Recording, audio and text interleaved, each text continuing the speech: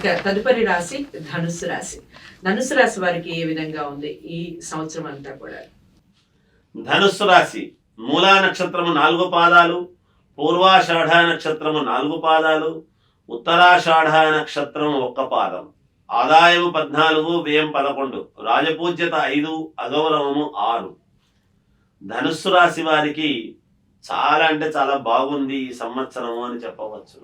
ఎందుకంటే రాస్యాధిపతి అయినటువంటి గురువు చూస్తూ ఉండేటువంటి దాని వలన దైవానుగ్రహం అనేటువంటిది ఉన్నది అనేది తెలియజేస్తూ కోరుకున్నటువంటి పనులన్నీ కూడా నెరవేర్చుకోవటానికి ఈ సంవత్సరము చాలా బాగుంది.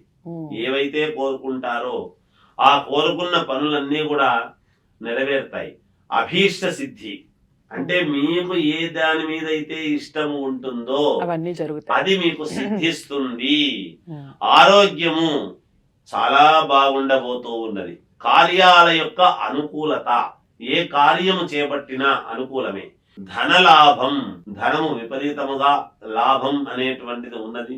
గృహలాభం అంటే గృహం కొనుక్కోవటము గాని, లేదా కట్టించుకోవటము గాని, లేదా ఒక గృహం ఉండగా ఇంకో గృహం కొనుక్కోవటము గాని, లేదా మరమ్మతులు చేసుకోవటము గాని ఇంటిని, ఇలాంటివన్నీ కూడా చేస్తారు.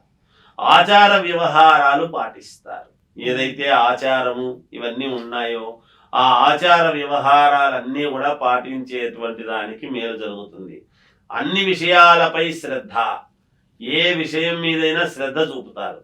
దూరదృష్టి అనేటువంటిది బాగా ఉంటుంది వీళ్ళు.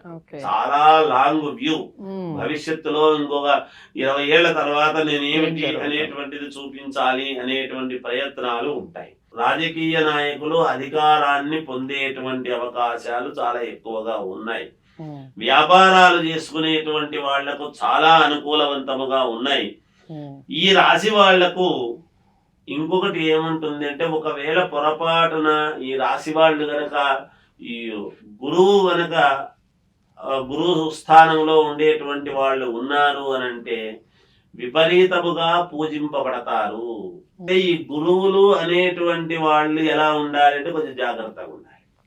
ఎక్కడ అపకీర్తి తెచ్చుకునేటువంటి పనులు చేయకుండా జాగ్రత్తగా ఉండాలనేటువంటిది సూచనప్రాయంగా తెలియజేస్తూ.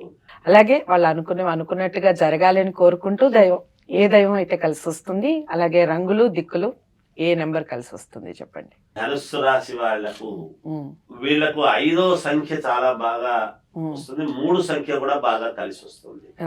ధనుస్సు రాశి వాళ్ళకు ఇక తెల్లని వస్త్రాలు ధరిస్తే, గోల్డ్ కలర్ వస్త్రాలు ధరించిన, తెల్లని వస్త్రాలు ధరించిన వీళ్లకు యోగమే.